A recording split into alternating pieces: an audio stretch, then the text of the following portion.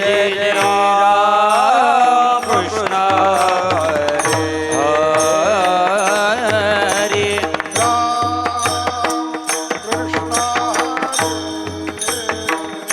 हरे जय जय राम कृष्ण हरे कृष्ण हरि हरे जय जय राम कृष्ण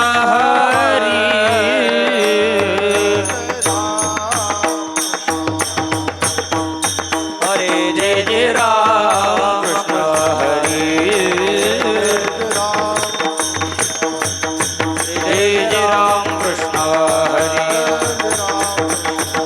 जय जय राम कृष्ण हरि जय जय राम कृष्ण हरि हरे जय जय राम कृष्ण हरि जय जय राम कृष्ण हरि जय जय राम हरि जय जय राम कृष्ण हरि जय जय राम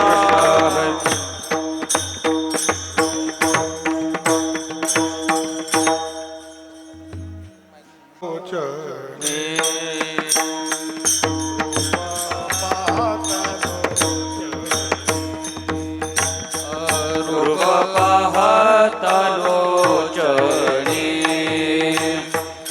रूप पाहता लोचनी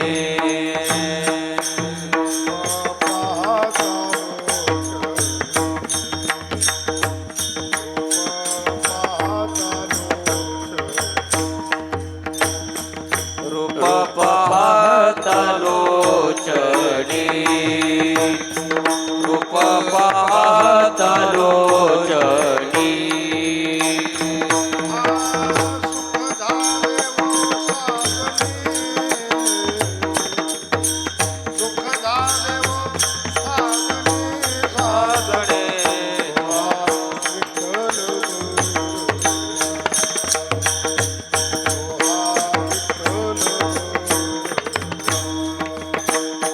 सुख झाले हो साजनी सुख झाले हो साजनी साजनी तो हा विठ्ठल बरवा तो हा विठ्ठल बरवा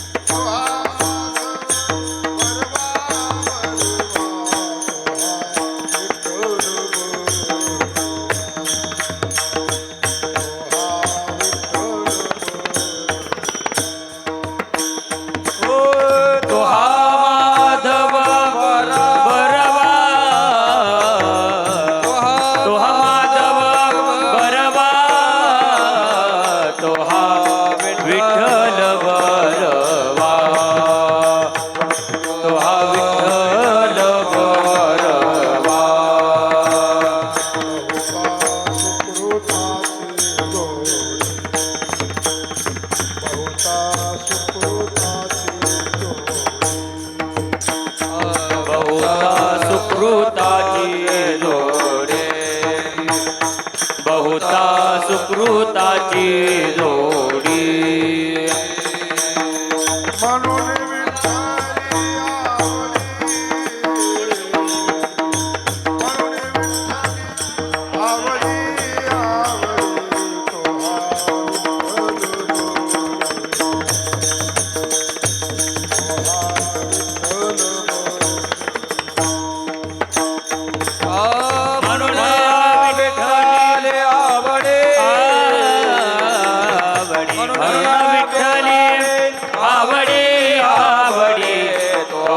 विठ्ठल बरवा तो हा विठ्ठल बरवा तो हा बरवा तो हा माधव बरवा तो हा विठ्ठल बरवा तो हा विठ्ठल तो हा माधव बरवा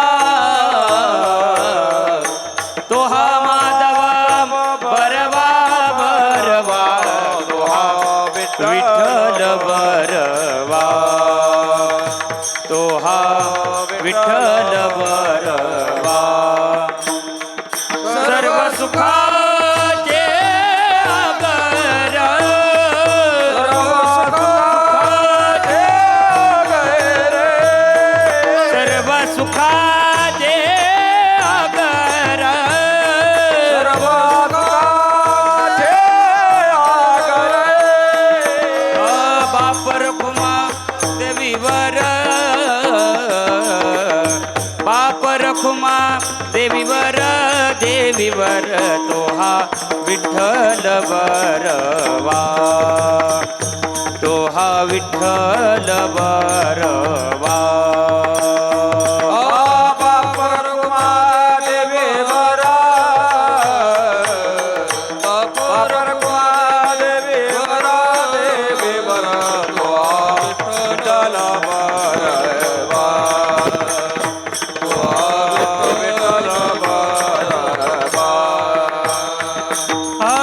तो हा माधव बरवा तो हा माधव बरवा बरवा तो हा विठ्ठल बरवा तो हा विठ्ठल बरवा तो माधव बरवा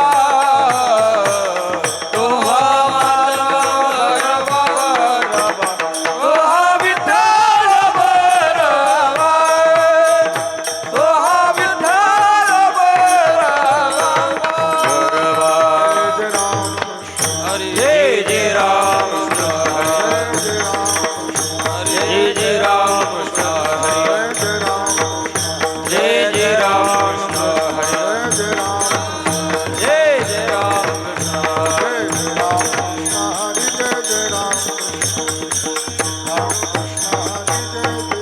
जय जय राम कृष्ण हरि जय जय राम कृष्ण हरि राम कृष्ण हरि जय जय राम जय राम आज संसार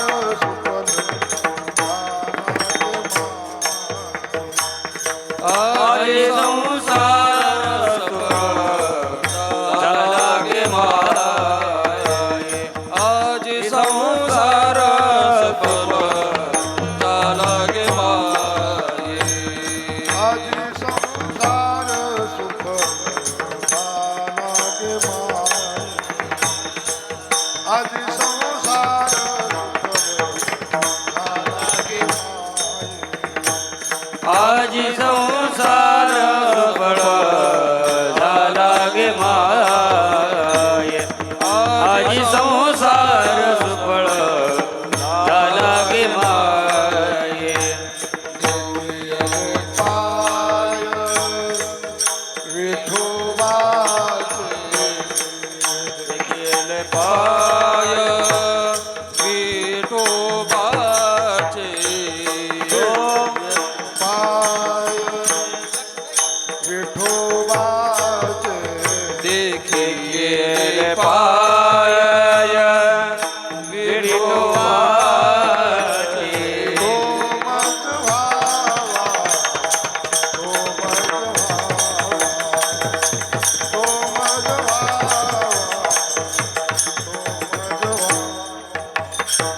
तो मज व्हावा तो मज व्हावा तो मज व्हावा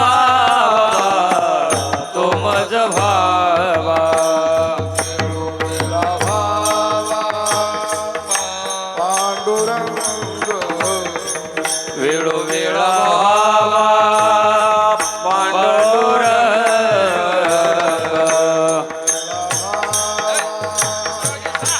पांडुरंग वेळोवेळा व्हावा पांडुरंग तो मज भावा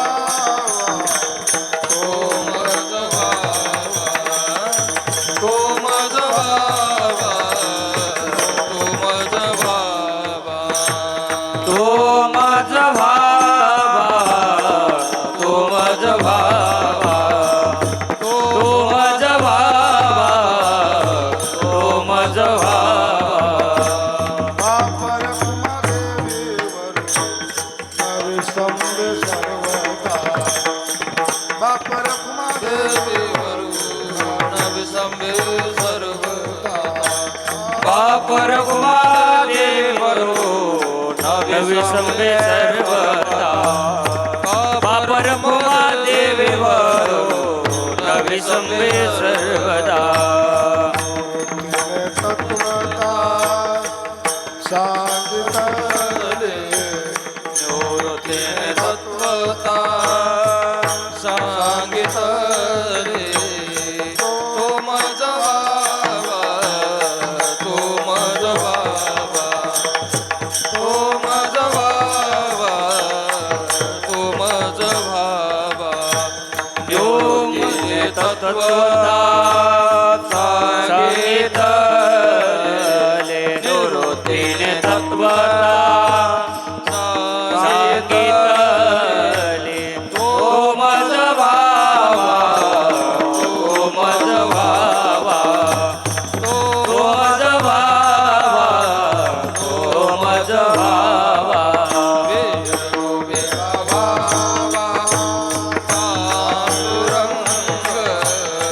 वेळो वेळा भावा पांडुरंग तो मज भावा तो मज भावा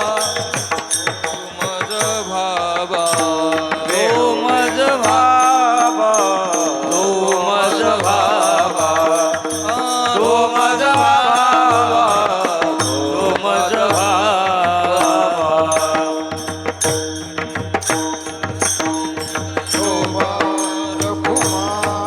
जय जय विठोबा कुमार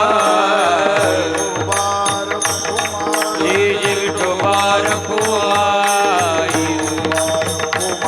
विठोबार कुमार जय जय विठोबार कुमार जय जय विठोबार कुमार हरे विठोबार कुमार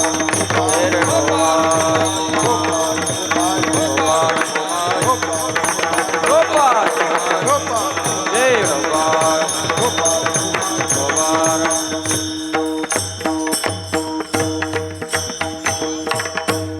झाला गे माय अजी संसार सुपळ झाला गे माय अजी संसार सफळ झाला गे माय अजे संसार सुफळ झाला गे माये अजी संसार सफल झाला गे माये अजी संसार सफल झाला गे माये अजी संसार सफळ झाला गे माझे अजे संसार सफळ झाला गे माये देखिले पाय विठोबाचे देखिले पाय विठोबाचे तो मज भावा तो मज भावा तो मज भावा तो मज भावा देखिले पाय विठोबाचे देखिले पाय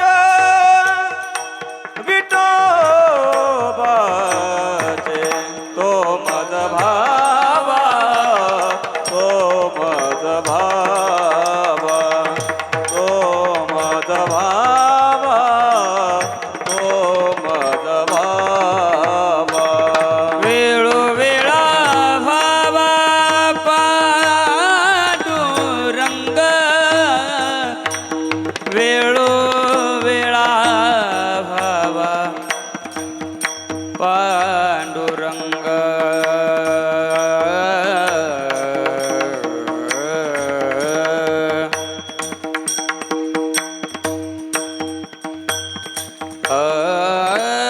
वेळो वेळा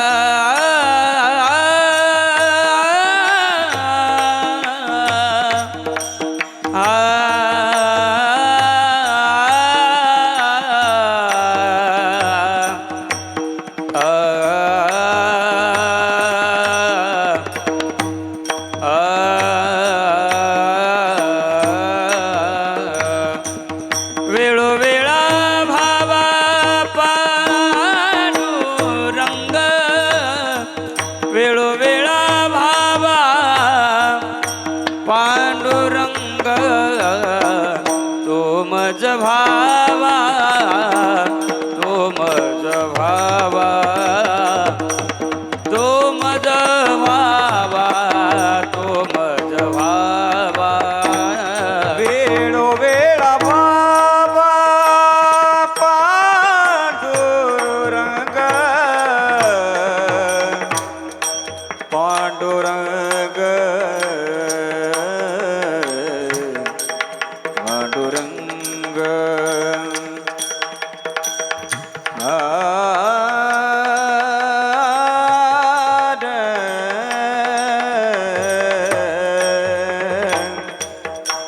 पांडुरंग पांडुरंग रे माऊली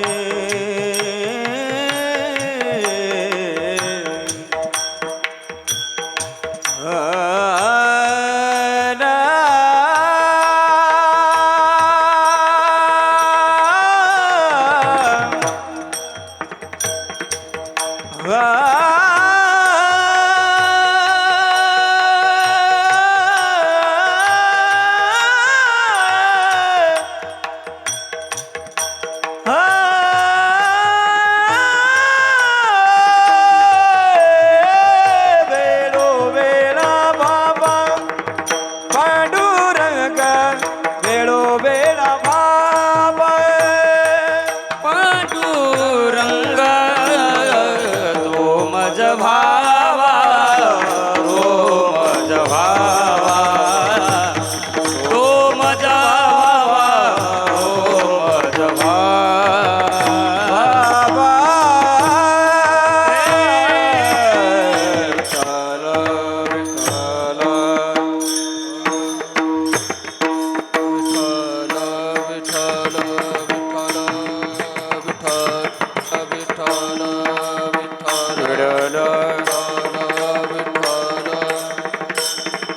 विठ्ठल विठ्ठल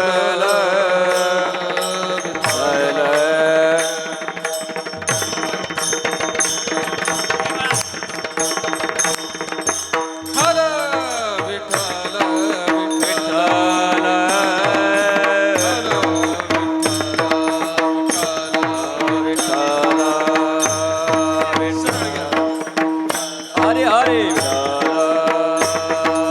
विठ्ठल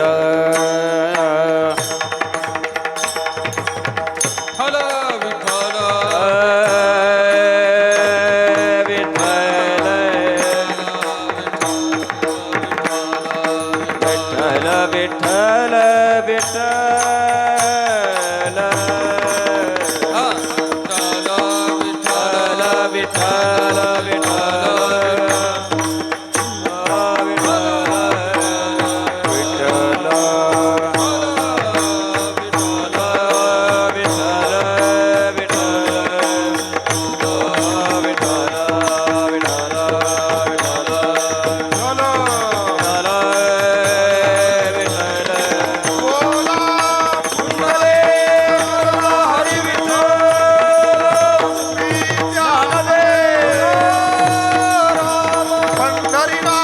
भगवान की जय माऊली ज्ञानेश्वर महाराज की जय महाराज की जय सद्गुरुजोग महाराज की जय गुरुवर्य गोविंद महाराज की जय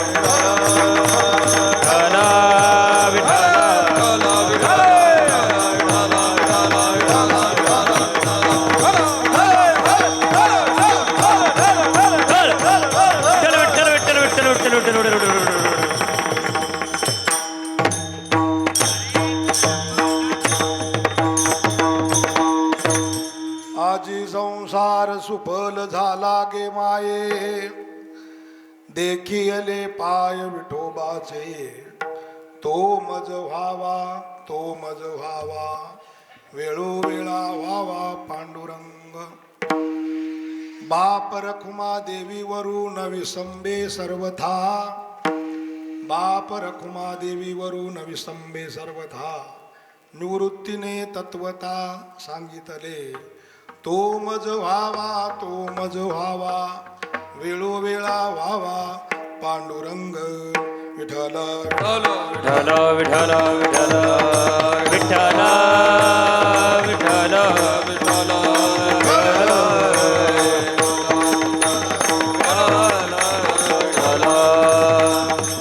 योऽन्तः प्रविश्य मम वाचमिमां प्रसुप्तां सञ्जीवयत्यखिल शक्तिधरस्वधाम्ना अन्यांश्च हस्तचरणश्रवणत्वगादीन् प्राणान् नमो भगवते पुरुषाय तुभ्यं. महायोगपीठे तटे भीमरथ्यां वरं पुण्डरीकाय दातुं मुनीन्द्रये समागत्य तिष्ठन्तमानन्दकन्दं परब्रह्मलिङ्गं भजे पाण्डुरङ्गं. पांडुरंगा करू प्रथम नमः पांडुरंगा करू प्रथम पांडुरंगा करू प्रथम नमन. दुसरे चरणा संताचिया दुसरे चरणा संताचिया त्यांच्या कृपादाने कथेचा विस्तार त्यांच्या कृपादाने कथेचा विस्तार. बाबाजी सद्गुरुदास तुका बाबाजी सद्गुरुदास तुका. ओम नमो ज्ञानेश्वर ज्ञानेश्वरा ओम नमो ज्ञानेश्वरा ओम नमो ज्ञानेश्वरा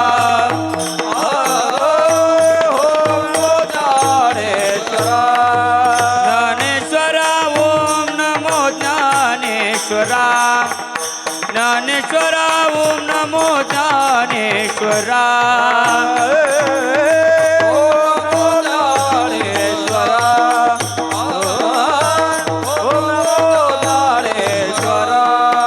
करुणा करा दयाळा करुणा करा दयाळा करुणा करा दयाळा. तुमचा अनुग्रह लादलो कागलो पावन झालो चराचरी. करुणा करा दयाळा करुणा करा दयाळा करुणा करा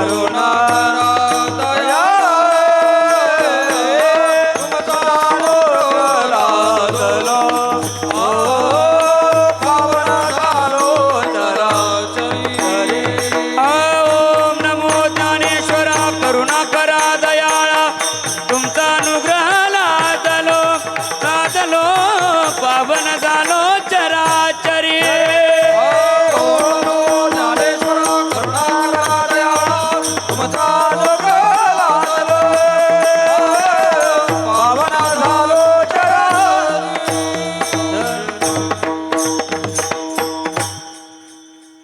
नमो ज्ञानेश्वरा नमो ज्ञानेश्वरा निवृत्ती उदारा सोपान देवा.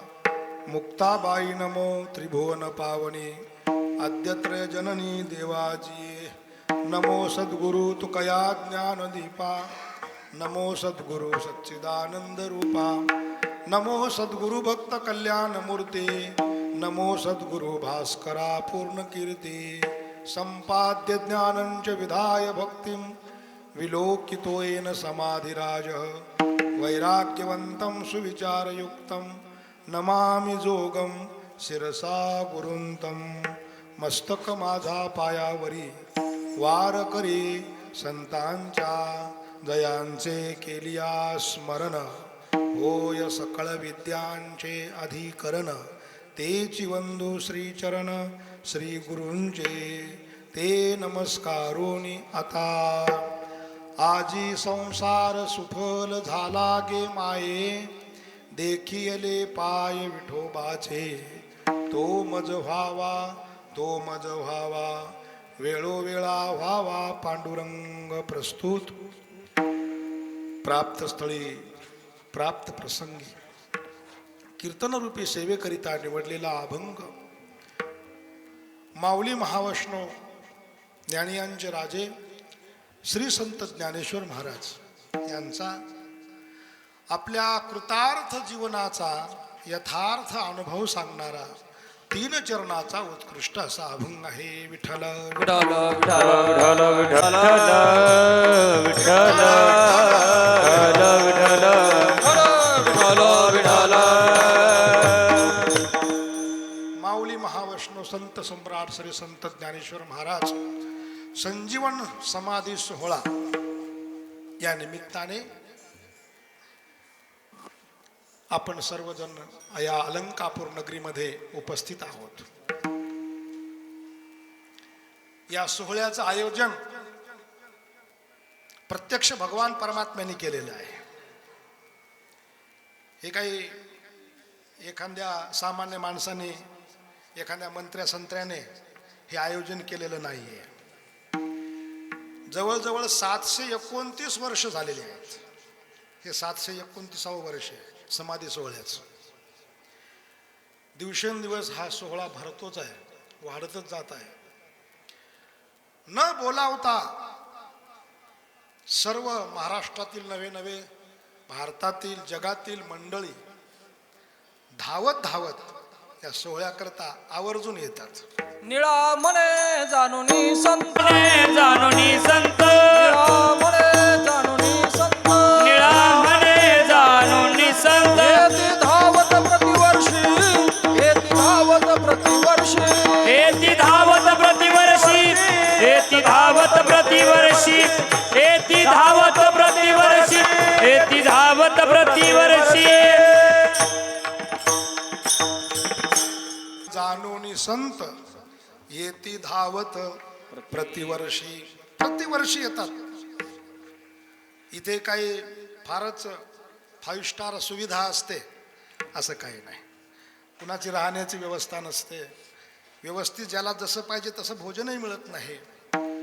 परंतु मात्र हा सर्व त्रास सहन करण्यास देखील लोक तयार असतात.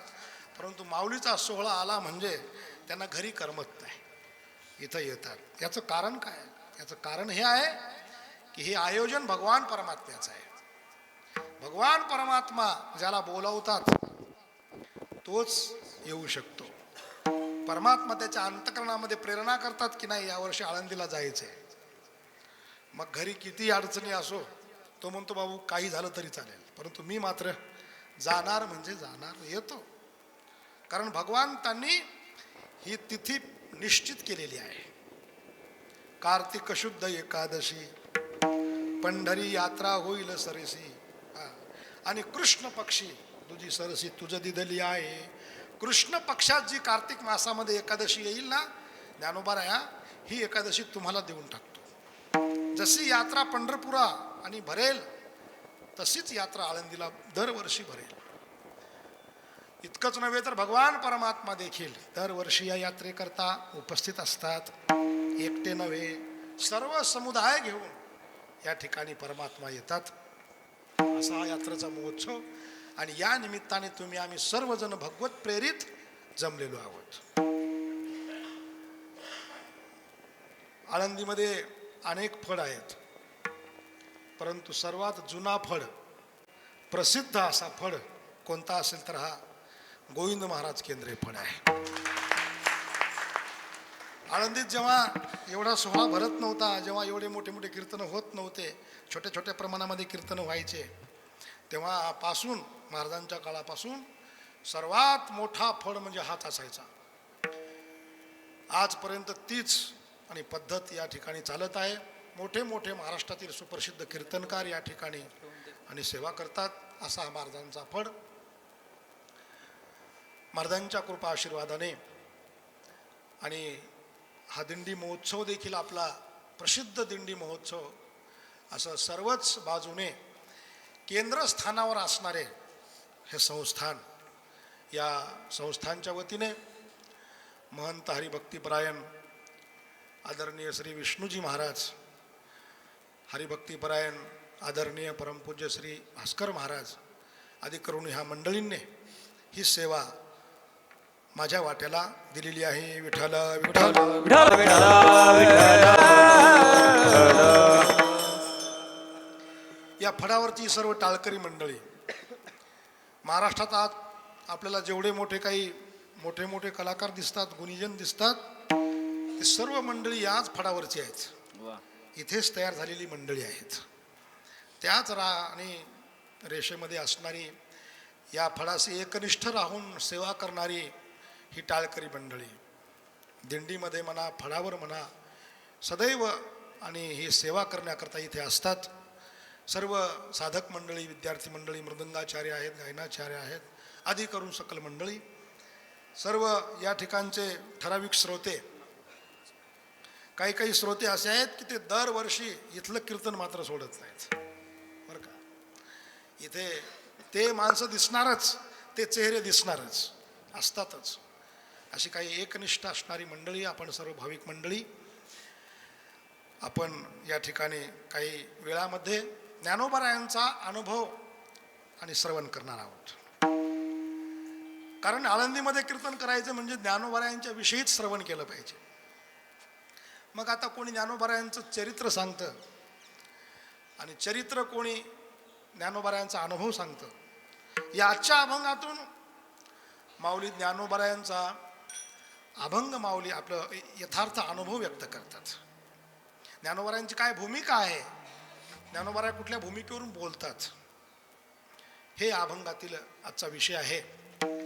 खरं तर पहिली गोष्ट अशी आहे, सामान्य माणसाला शंका अशी येऊ शकते की तुका म्हणे म्हटलं तर तुकोबारायांचा अभंग, नामा म्हणे म्हटलं तर नामदेवरायांचा अभंग है ना.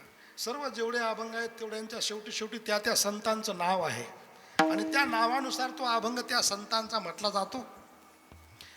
तसं माऊलींच्या काही अभंगात, आता हरिपाठ जर बघितला तर आपण, तर प्रत्येक अभंगाच्या शेवटी काय आहे, ज्ञानदेव म्हणे, ज्ञानदेव म्हणे. म्हणून आपण म्हणतो ज्ञानेश्वर महाराजांचा हरिपाठ आहे, ज्ञानदेव म्हणे आहे. परंतु काही अभंग असे आहेत, आपण त्यांना ज्ञानेश्वर महाराजांचं तर म्हणतो, परंतु त्यांच्या शेवटी ज्ञानदेव म्हणे नाही. मग काय आहे, बाप रखुमा देवी असं आहे. मग तरी पण मग हा अभंग ज्ञानेश्वर महाराजांचा कसा, तर याच्याविषयी एक थोडीशी कथा सापडते, ती सांगतो. विठ्ठल विठ्ठल विठ्ठल विठ्ठल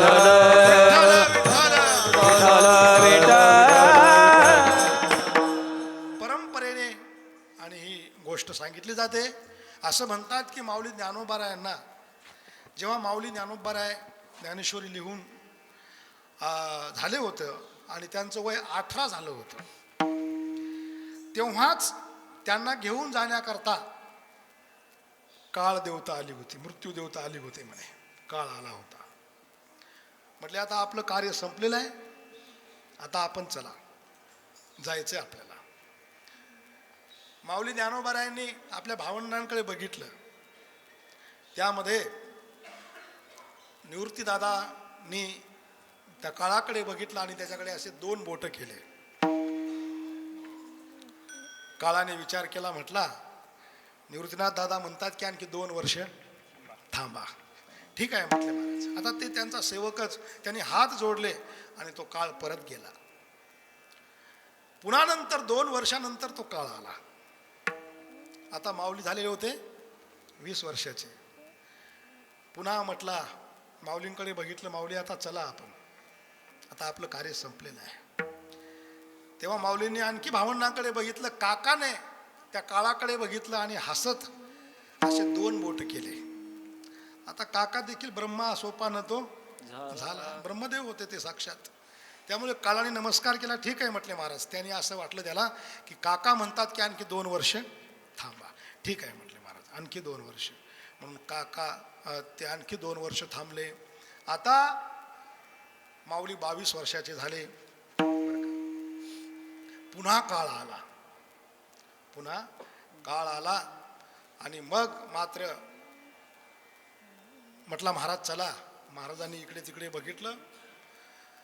मुक्ताबाईने पुन्हा 2 बोट केले बरं का. काळ म्हटला अहो असं किती दिवस चालणार. मुक्ताबाई म्हणली तुला या 2 बोटाचा अर्थ समजला का. म्हटला काय. म्हटलं 2 वर्ष ना. मुक्ताबाई म्हटल्या 2 वर्ष नाही, या 2 बोटाचा अर्थ आहे जोपर्यंत आकाशामध्ये चंद्र सूर्य आहेत तोपर्यंत माऊली ज्ञानोबा इथून वर जाणार नाहीत. विठ्ठल विठाल विठाल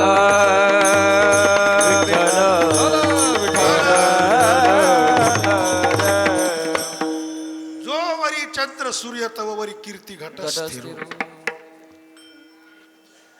काळ म्हटला ठीक आहे, जशी आज्ञा.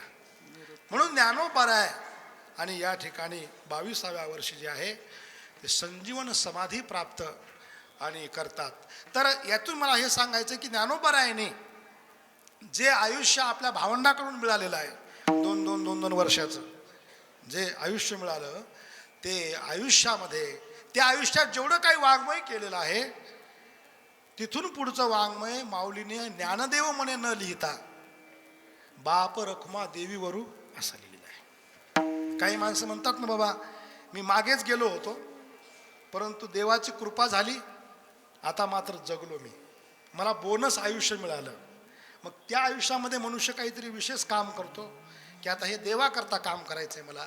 तसं माऊली ज्ञानोबारायांनी आणि असणारं त्या आयुष्यामध्ये जी काही अभंग रचना केली ती ज्ञानदेव म्हणे असं न करता बाप रखमा देवीवरू अशी केलेली आहे. विठ्ठल विठाल विठाल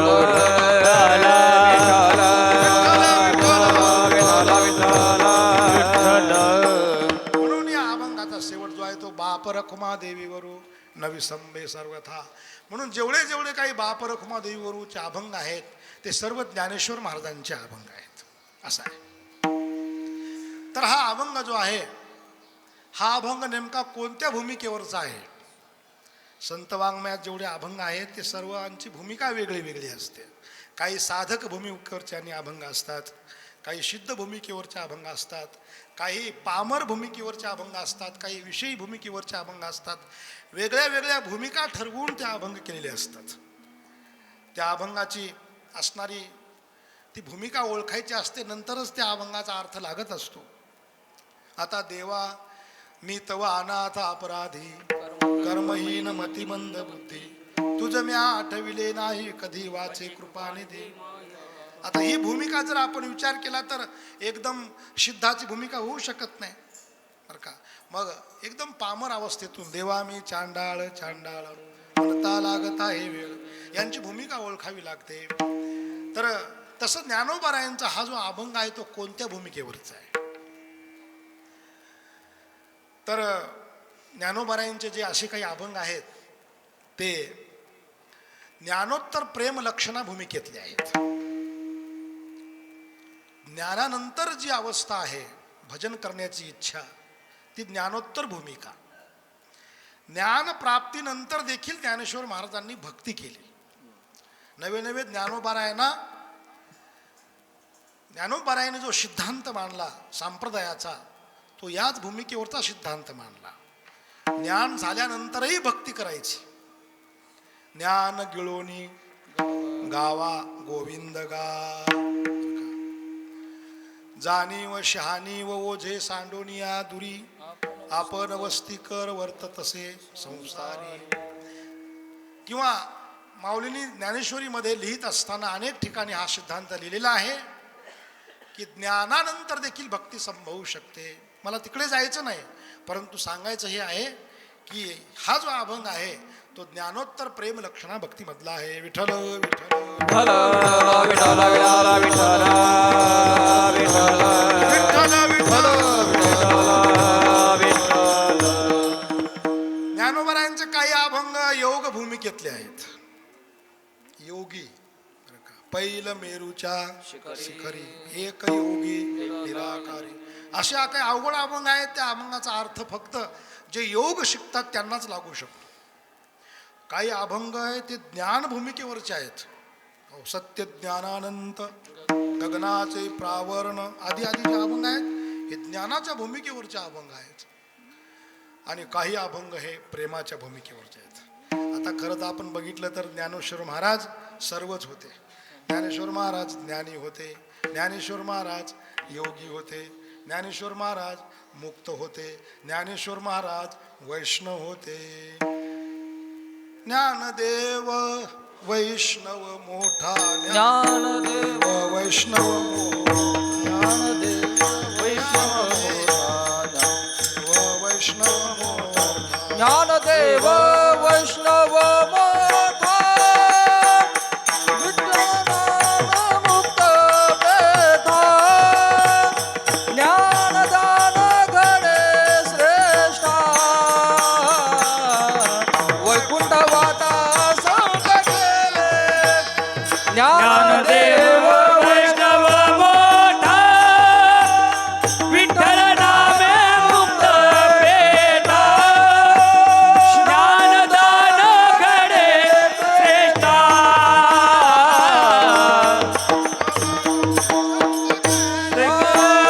ज्ञानदेव वैष्णव मोठा ज्ञानदेव वैष्णव मोठा विठ्ठल नामे मुक्त पेठा विठ्ठल नामे मुक्त पेटा स्नानदान घडे श्रेष्ठा वैकुंठ वाटा संत गेले ज्ञानदान घडे श्रेष्ठ वैकुंठ वाटा केले ज्ञानेश्वर महाराज वैष्णव होते. ज्ञानदेव वैष्णव मोठा विठ्ठल नामे मुक्त पेठा ज्ञानदान घडे श्रेष्ठा वैकुंठ वाटा संत गेले असे ज्ञानेश्वर महाराज. म्हणून त्यांची वैष्णव भक्ती ही श्रेष्ठ होती. त्या भूमिकेवरून ज्ञानेश्वर महाराजांनी काही वाङ्मय रचलेलं आहे. त्या वाङ्मयातील त्या प्रेमातील भक्तीतील हा आजचा अभंग बघा. भक्तीमध्ये देखील वेगळ्या वेगळ्या भूमिका सापडतात. भक्ती काय एका प्रकारची नाही आहे, नवविधा प्रकारची भक्ती आहे.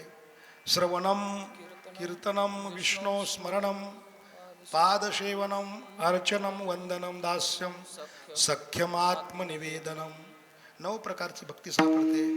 कुठे कुठे त्या भक्तीचे प्रकार असेही सापडतात. दास्य भक्ती आहे, सख्य भक्ती आहे, वात्सल्य भक्ती आहे, कांता भक्ती आहे, माधुर्य भक्ती आहे, शांत भक्ती आहे. हे वेगळे वेगळे रस सापडतात. भक्तीचे प्रकार आहेत. देवाची जर भक्ती करायची असेल, देवावर जर प्रेम करायचं असेल, तर देवासोबत कुठला तरी संबंध जोडावा लागतो. मग तो सेवकाचा संबंध असेल, मित्राचा संबंध असेल, प्रेमाचा संबंध असेल,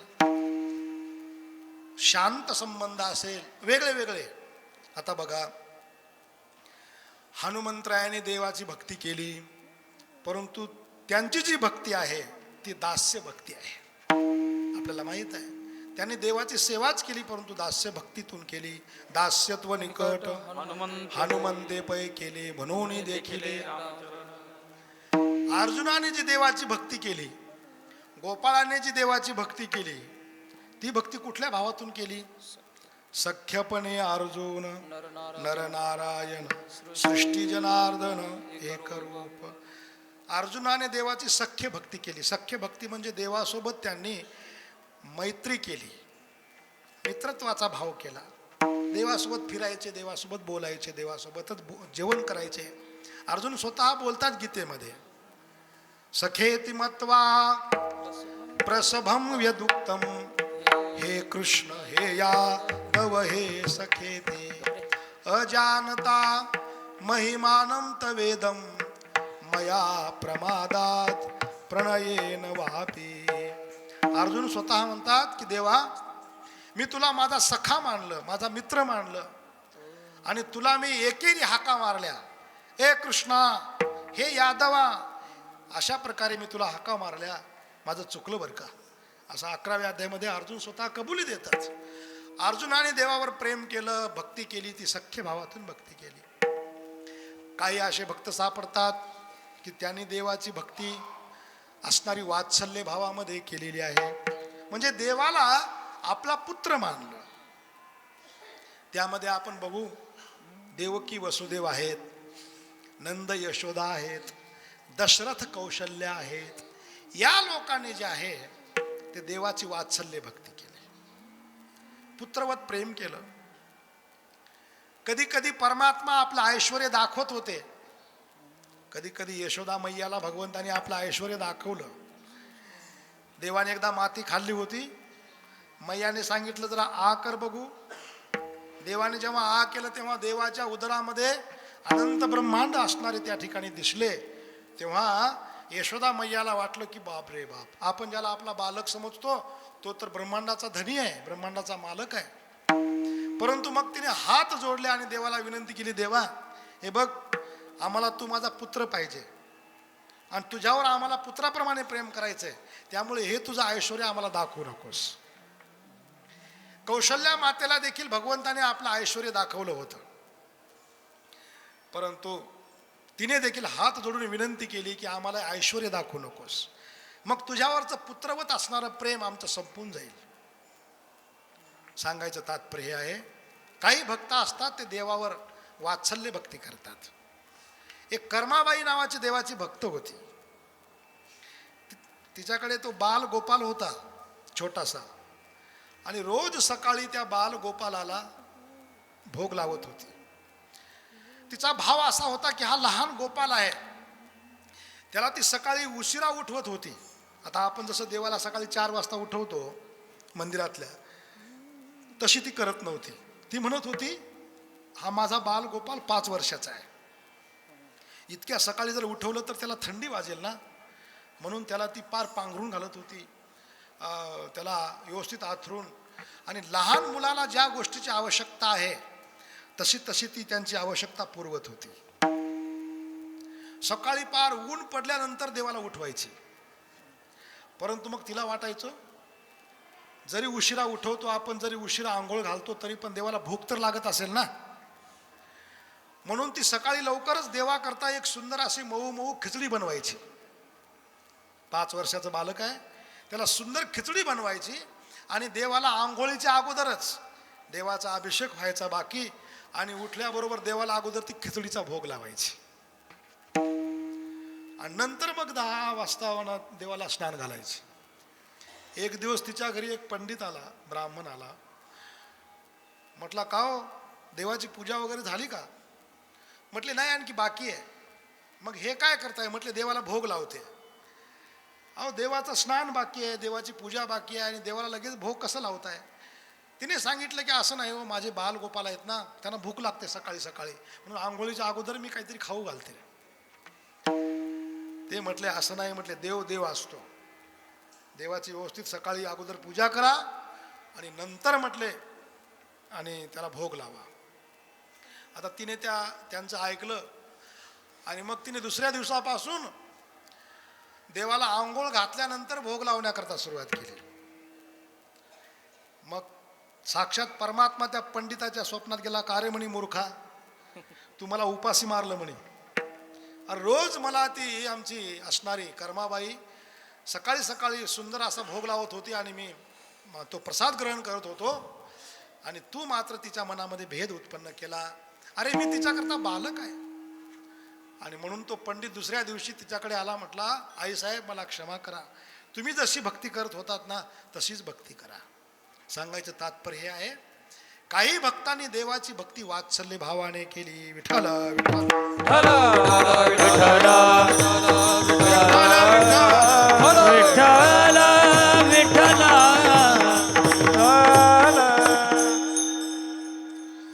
आणि काही भक्त दास्य भावाने भगवंताची भक्ती करतात.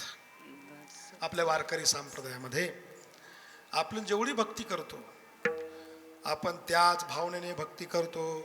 आपण देवाला स्वामी समजतो आणि आपण स्वतः रंक होतो. रंक म्हणजे दास होतो. तू माझा स्वामी मी तुझा रंक, तू माझा स्वामी मी तुझा रंक, तू माझा स्वामी मी तुझा रंक, तू माझा स्वामी मी तुझा रंक, तू माझा स्वामी मी तुझा रंग, तू माझा स्वामी मी तुझा रंग.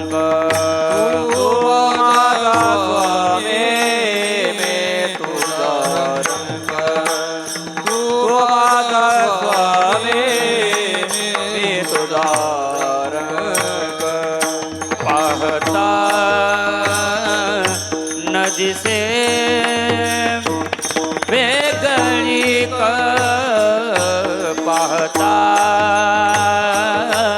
न दिसे वेगळी मी तू पण जाऊ दे दुरी मी तू पण जाऊ दे दुरी पाहता न दिसे वेगळी पाहता न दिसे मी तू पण जाऊ दे दुरी तो पण जाऊ दे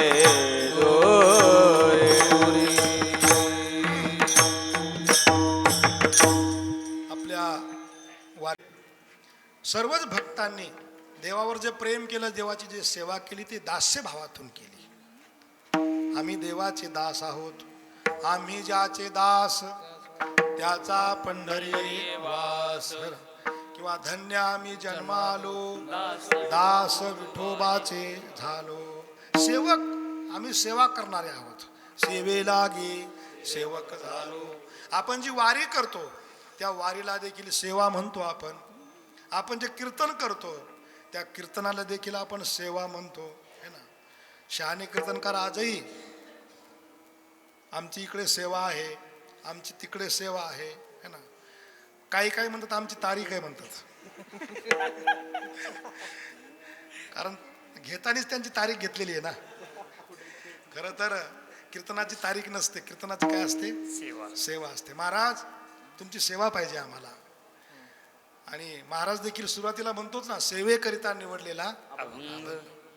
मग जो सेवा करत असतो तो दास असतो. आपण सर्व देवाची सेवा करत असतो. भजनाच्या रूपाने देवाची सेवाच आहे, कीर्तनाच्या रूपाने सेवाच आहे, प्रवचनाची सेवाच आहे, अन्नदानाची सेवाच आहे. इथे सर्व सेवाच आहे, कारण सर्व आपण सेवक आहोत. ही भक्ती दास्य भावातून भक्ती आहे. काही शांत भावाचे भक्त आहेत. शांत भावामध्ये सनक सनंदन सनातन सनत कुमार यांचा नंबर लागतो. भीष्म पितामह युधिष्ठिर आदी ही सर्व मंडळी जी आहे ती शांत भावातून म्हणजे भगवंताचं केवळ ध्यान करतात. आणि परमात्मा आपला आत्मा आहे आणि त्या आत्मरूपाने परमात्म्यात ज्ञान मार्गाने देवाची भक्ती करतात. ती शांत भावाची भक्ती आहे. आणि काही भक्त जे असतात ते कांता भावाने भजन करतात. कांता भाव म्हणजे काय असतो, म्हणजे देवाला आपला पती मानणं आणि आपण देवाची पत्नी. घररिगी झाले पट्टराणी बळे, घररिगी झाले पट्टराणी बळे, वरिले साबळे परब्रह्म परब्रह्म, वरिले साबळे परब्रह्म. घररिगे झाले पट्टराणी बळे, घररिगे झाले पट्टराणी बळे, वरिले सावळे परब्रह्म, वरिले सावळे परब्रह्म.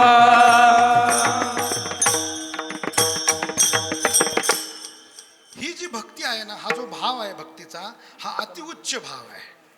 हा सर्वसामान्यांना झेपणारा भाव नाही आहे. क्वचित असे साधू असतात जे या भावाने राहतात.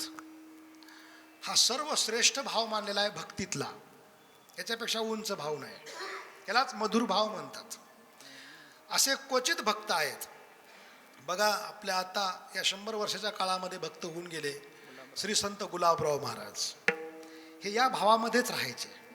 हा कांता भाव, मधुर भाव, ते त्यांचं मधुर अद्वैत ग्रंथच आहेत. तर ते स्वतःला ज्ञानेश कन्या समजत होते आणि श्रीकृष्णाची पत्नी समजत होते. ज्ञानेश कन्या म्हणजे ज्ञानोबा यांची मुलगी आणि भगवान श्रीकृष्णाची पत्नी समजत होते. मग जसं पत्नीने राहिलं पाहिजे तसंच ते राहायचे. हातामध्ये बांगड्या घालत होते, कपाळाला कुंकू लावत होते, त्यांचे केसही होते, साडी लुगडं काय ते नेसत होते. इतकंच नाही, 4 दिवस बाहेरही बसत होते. अतिउच्च भाव आहे. श्री संत गुलाबराव महाराज हे मधुर अद्वैत आणि त्यांचं एक सिद्धांतच आहे. असे क्वचित भक्त, ही अतिउच्च कोटीची भक्ती असणारी ज्ञानोबारायांची तीच भक्ती आहे. ज्ञानोबाराय त्याच अवस्थेला गेलेले होते. म्हणून ज्ञानोबारायांचे तुम्हाला अनेक अशा अभंग सापडतील की ज्या अभंगामध्ये स्त्रीची भूमिका आहे, भाषा स्त्रीची वाटते. आपण रोज अभंग म्हणतो, रूप पाहता सुख झाले हो साजनी. असं काही नाही बरं का. एक जुना पिक्चर कोणी काढला आहे, त्याच्यामध्ये त्यांनी ज्ञानेश्वर महाराजांची एक मैत्रीण दाखवली. अरे बाप, म्हटलं आधार काय?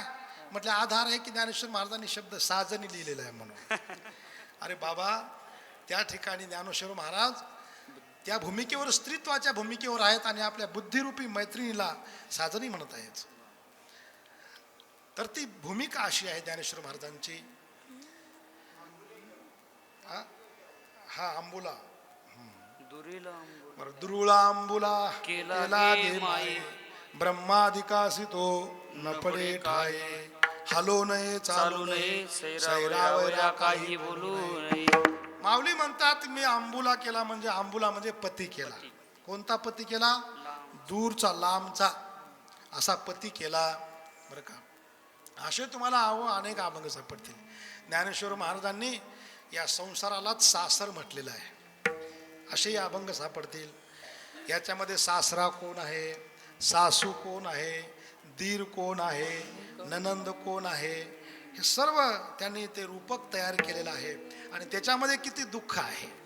हा संसार फार दुःखाचा आहे आणि हा संसार आता आम्हाला सुखाचा करायचा आहे. त्याकरता काय करावं लागेल? ज्ञानेश्वर महाराजांनी अशी प्रतिज्ञा केली एका अभंगामध्ये की मी हा सर्व संसार काय करील?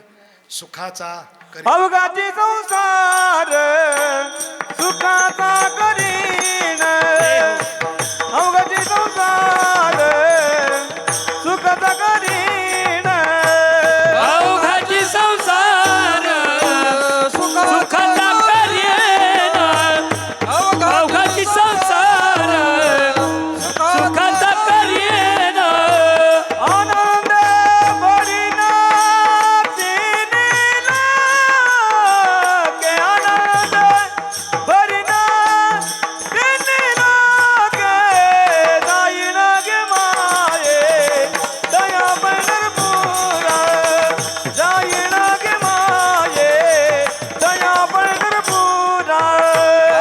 आनंद भरीन तिने लोके, आनंद भरीन तिने लोके, जाईन ग माये दया पंढरपुरा, जाईन ग माये दया पंढरपुरा.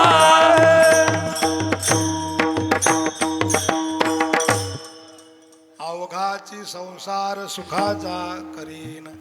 ज्ञानेश्वर महाराज म्हणतात मी ज्या संसारामध्ये आहे त्यांनी फार दुःख दिलं. हा संसारूपी दादला हा काय मला सुख देऊ शकत नाही. म्हणून तर अनेक संतांनी वेगळ्या वेगळ्या पद्धतीने याला दादला म्हटलेला आहे. दादला नको ग बाई, मला दादला नको ग बाई. हा मला दादला नकोय, संसारूपी दादला नकोय. का? तर मोडके से घर, तुटके से छप्पर, देवाला देव घर नाही, मला दादला नको ग बाई. या संसार रूपी दादला जो आहे, जो नवरा आहे, त्याने काय केलं? त्याचं घर कसं आहे? मोडकं घर आहे. हे घर कोणतं? देहरूपी घर आहे. या संसाराचं देहरूपी या घरात राहायचंय. हे घर मोडकं आहे. कधी मोडल काही सांगता येत नाही. 9 ठिकाणी त्याला दरवाजे आहेत. कुठून काय हवा निघून जाईल काय सांगता येत नाही. असं हे मोडकंसं घर. बर, तुटकंसं छप्पर. छप्पर या शब्दाचा अर्थ आहे स्वर्ग.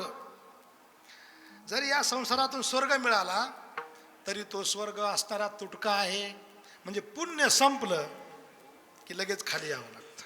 मग तया पुण्याची पाऊटी सरे सवेची इंद्रपणाची. घर मोडकं आणि छप्पर तुटकं अशा संसारात मला काही आनंद नाही, म्हणून दादला नको ग बाई. कल्पनेची सासू हिचा बहुतची जाचू. कल्पनेची असणारी सासू आहे, तिचा बहुत जाच आहे, मला फार जाच देते आहे. हो, सासरा ननंद हे सर्व असणारे मला त्रास देतात, म्हणून हा संसार आता मला सुखाचा करायचा आहे. म्हणून काय करशील मग?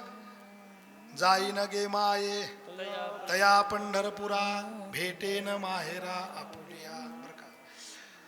म्हणून मला संसार सुखाचा करायचा आहे, त्याकरता मी प्रयत्न करणार आहे. मग माऊलींना विचारलं, का हो प्रयत्न केले का? म्हटले केले प्रयत्न. मग काही परिणाम झाला का? म्हटलं झाला परिणाम. काय परिणाम झाला?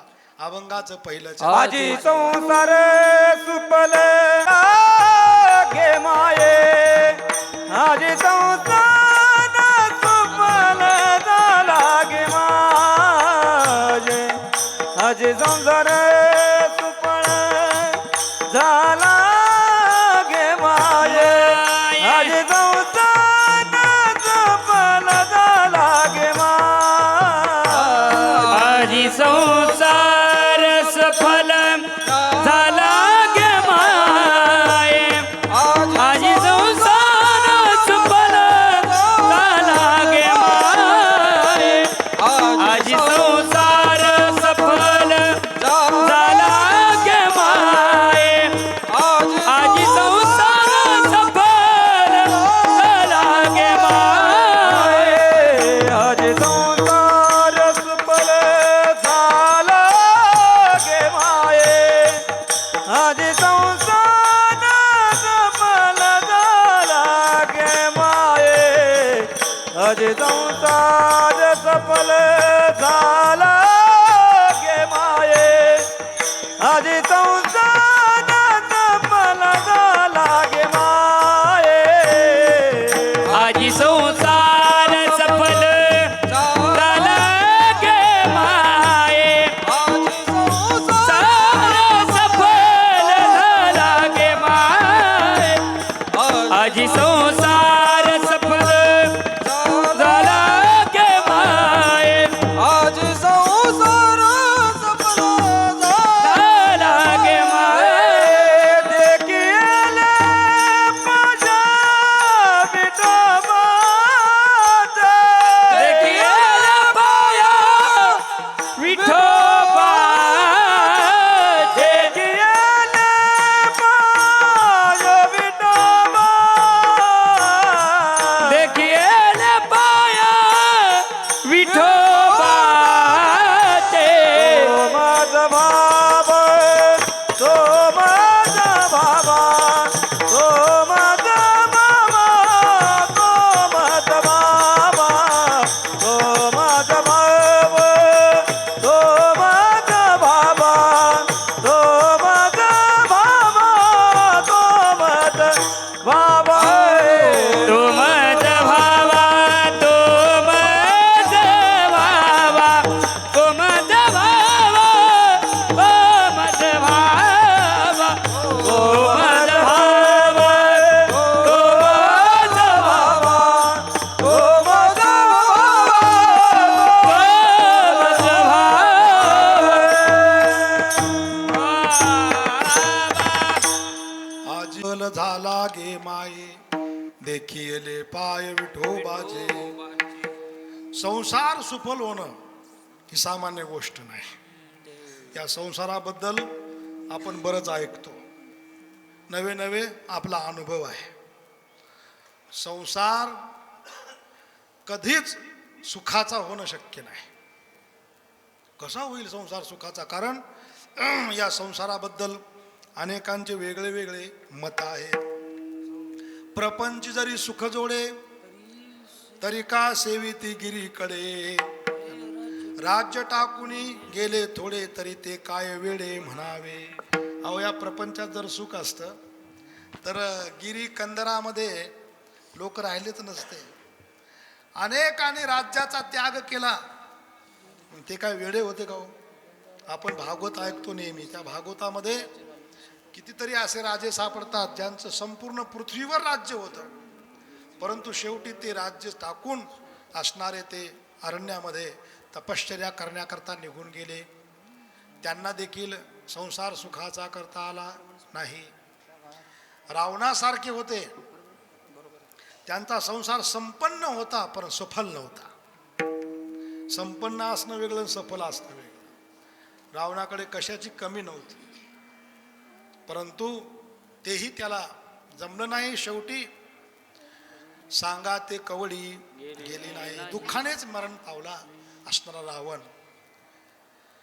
संसारात अनेक संतांचे प्रमाण सापडतात. सुख नाही कोट नाही कोठे हरिया हरे सुख नाही कोटे आलिया संसारा नाही कोठे हरिया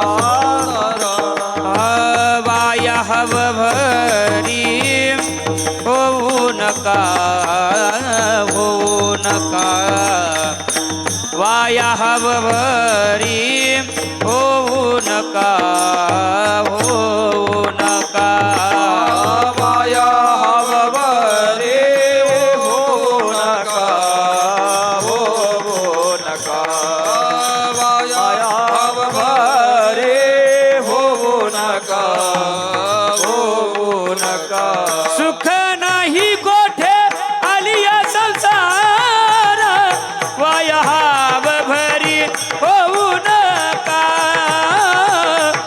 वाया हव भरी होऊ नका नाही कोठे संसार माया हवरे हो नका माया हवरे हो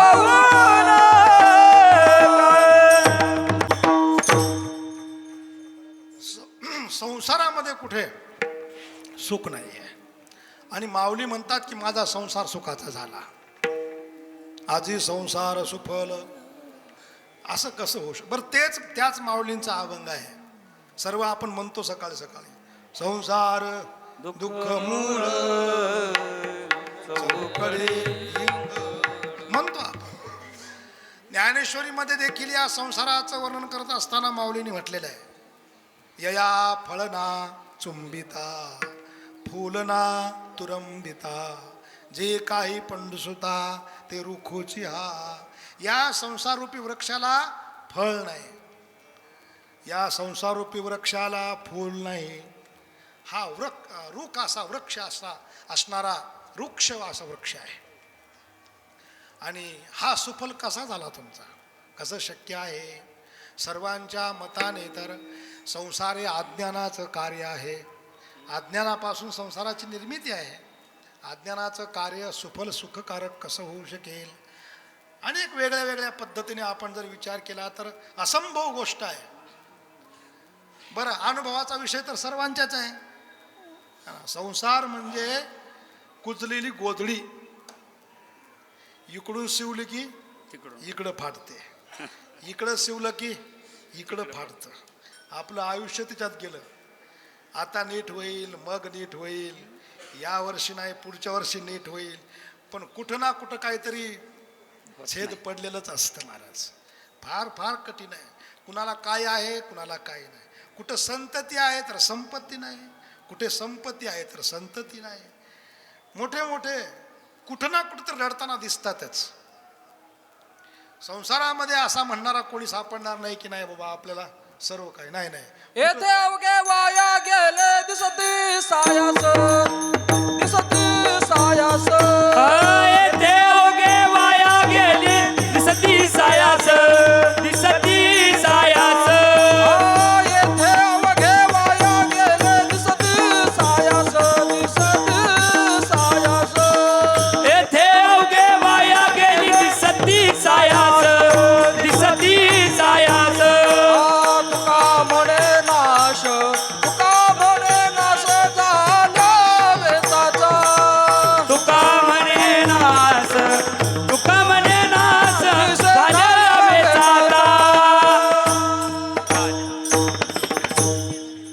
अनेक वेगळे वेगळे प्रयत्न केले, परंतु सर्व वाया गेले. येथे अवघे वाया गेले दिसती सायास. परंतु कुणाचे प्रयत्न सफल झाले नाही. घरोघरी मातीच्या चुली हीच मन म्हणावं, किंवा जिकडं जाल तिकडं पळसाला पानं तीनच. संसाराची अवस्था आहे. कुणाकडे जा, संसारिकाचे अनुभव हे दुःखाचे सापडतात. परंतु माऊली ज्ञानेश्वर महाराजांचा अनुभव मात्र यापेक्षा भिन्न आहे. माऊली म्हणतात की मी हा संसार सुखाचा केला, आजी संसार सुफल झाला गे माये. माऊली असं कसं? तर माऊली सांगतात असं आहे, संसार सुखाचा करण्याकरता तुम्ही जे प्रयत्न करताय, तुम्ही जे साधनं आणि ज्या साधनाचा स्वीकार करताय, त्या साधनाने संसार कधीच सुखाचा होत नाही. मी जे साधन केलेलं आहे ते साधन वेगळं आहे आणि तुम्ही जे साधन करताय ते साधन वेगळे आहेत. तुम्ही संपत्तीच्या माध्यमातून असणाऱ्या विषयांच्या आणि माध्यमातून संसार सुखाचा करायचा आपण प्रयत्न करतात, परंतु त्याच्या माध्यमातून संसार सुखाचा होत नाही. संसार सुखाचा करायचा असेल तर मी जे साधन केलेलं आहे ते साधन केलं पाहिजे. कोणतं साधन माऊली केलं? माऊली सांगतात, देखी येले पाय विठोबाचे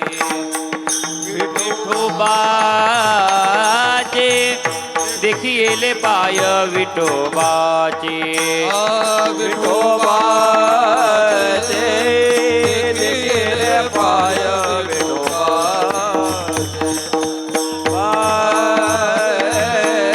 देखिले पाय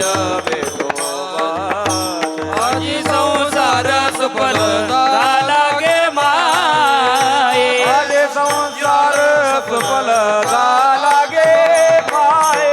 आजी संसार सफल झाला गे माये. आले संसार सफल झाला गे माये. आ देखी येले पाय विठोबाचे देखी येले पाय विठोबाचे विठोबाचे देखिले पाय विठोबाचे. विठोबाचे देखी येले पाय विठोबाचे.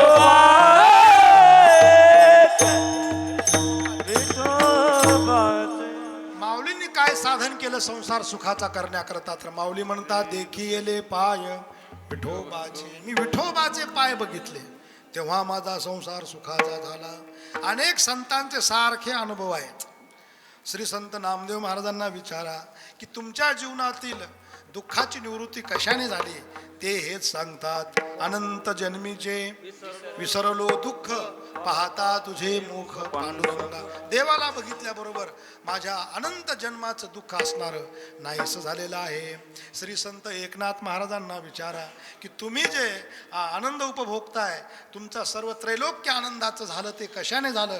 नाथ महाराज देखील तेच सांगतात, अवघीची त्रैलोक्य आनंदाचे आता चरणी जगन्नाथा चित्त ठेले. जगद्गुरु तुकोबारायांना विचारा, महाराज तुमच्या जीवनामध्ये जो आज भाग गेलेला आहे, सीन गेलेला आहे, तर तो कशामुळे गेला? तर महाराज सांगतात, आता कोठे धावे मन तुमचे चरण देखलिया.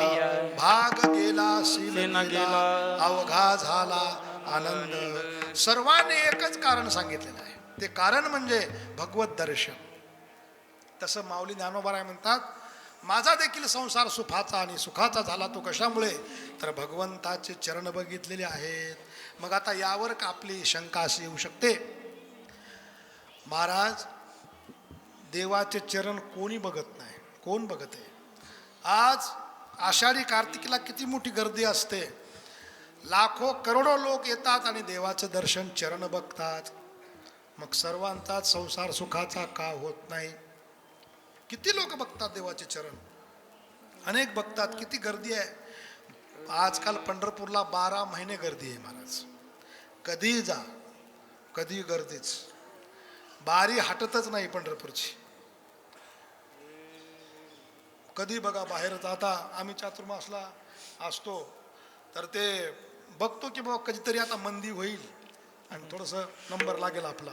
पण कसलं आलं, लोक रात्री लोकच, दिवसा माणसंच, एवढे दर्शनाला बारी आहे. मग आता इतके लोक देवाचे पाय बघतात, मग सर्वांचा संसार सुखाचा का होत नाही, शंका येते. माऊलीच फक्त देवाचे पाय बघतात का? आम्ही पण बघितलेत ना. तर बघा, देवाचे पाय बघितल्यानंतर संसार सुखाचा होतो, परंतु याच्यामध्ये एक प्रक्रिया अशी आहे की कुठलीही गोष्ट ज्या पद्धतीने करायला पाहिजे त्या पद्धतीने केली तरच ती फलदायी ठरत असते, नाही तर ती फल देत नाही.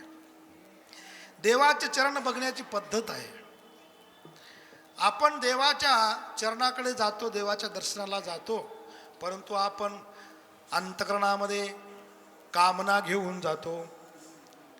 खरं तर ती आपली भक्ती म्हणजे असणारी सकाम भक्ती आहे. आणि संसार सुखाचा व्हावा म्हणून नव्हे, तर संसार वाढावा याकरता माणसं जातात. देवाला मागतात, देवा एकाचे 2 होऊ दे, है ना, 2चे 4 होऊ दे, वाढावे संतान, गृही व्हावे. व्हावे धनधान्य.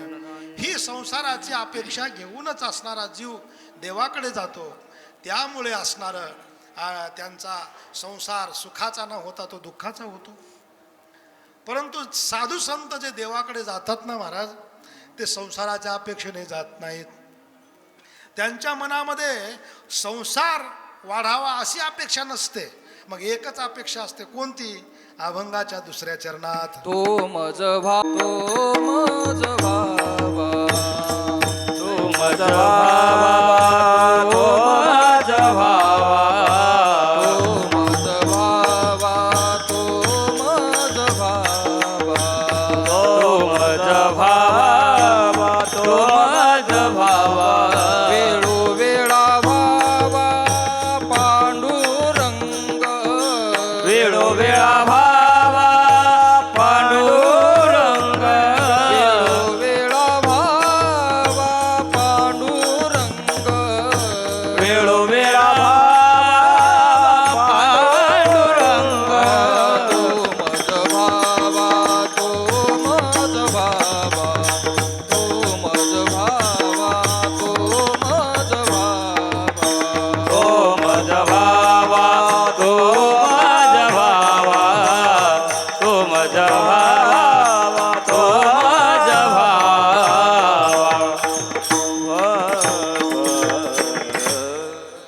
संतांची देवाकडे अपेक्षा. तो मज व्हावा, तो मज व्हावा. मला दुसरं काही नको, देवच मला पाहिजे. मला देवाकडून काही नको, मला देवच पाहिजे. आपल्याला सर्वांना माहित आहे, महाभारताचं युद्ध सुरुवात होण्यापूर्वी अर्जुन आणि दुर्योधन दोघेही भगवंताकडे गेले होते. भगवान परमात्मा झोपलेले होते. अगोदर दुर्योधन पोहोचला आणि दुर्योधन जाऊन देवाच्या उशाला बसला. अर्जुन आला, नंतर अर्जुन देवाच्या पायाजवळ बसलेला आहे. देव जेव्हा उठले तेव्हा देवाने अगोदर अर्जुन बघितला. देवाने विचारला, अर्जुना कधी आलास? तेवढ्यात दुर्योधन म्हटला, देवा अगोदर मी आलोय, मला विचारा. देव म्हटले, अरे दुर्योधन तू पण आलास, मी अगोदर याला बघितलं. ठीक आहे म्हटले, का आलात, कशा करता आलात? दोघांनी प्रस्ताव मांडला की अशा पद्धतीने या ठिकाणी युद्धाचं आणि आहे, तर तुम्हाला तुमच्याकडे मदत मागण्याकरता आम्ही आलेलो आहोत. देव म्हटले, आता तुम्ही दोघं आलात त्यामुळे मी 2 विभाग करतो. माझी संपूर्ण असणारी नारायणी सेना एका बाजूला आणि मी एकटा एका बाजूला. नारायणी सेना ही त्याला आणि युद्धामध्ये मदत करेल, आणि असणारा मी कुठली मदत करणार नाही. त्याचा रथ चालवेल, परंतु न धरी मी शस्त्र, हातामध्ये शस्त्र धरणार नाही. मग त्यामुळे तुम्हाला काय पाहिजे, कोण पाहिजे हे तुम्ही ठरवा. दुर्योधना तू अगोदर आलास ना, मग तू अगोदर माग. दुर्योधन म्हटला, बरं झालं, जर अर्जुनाला म्हटले असते अगोदर माग तर त्यांनी सेना मागितली असती, पण आपल्याला उपयोगाची सेनाच आहे. म्हणून दुर्योधन म्हटला, देवा निश्चितच मला युद्ध करायचंय, मला काही जेवण करायचे नाहीत. त्यामुळे युद्धाकरता मला सेनेची आवश्यकता आहे, त्यामुळे तुमची सेना मला द्या. देव म्हटले ठीक आहे. अर्जुन म्हटला देवा बरं झालं त्यांनी सेना मागितली. जर त्याने तुम्हाला मागितलं असतं तर काम बिघडलं असतं. मला तुम्ही हवे आहेत.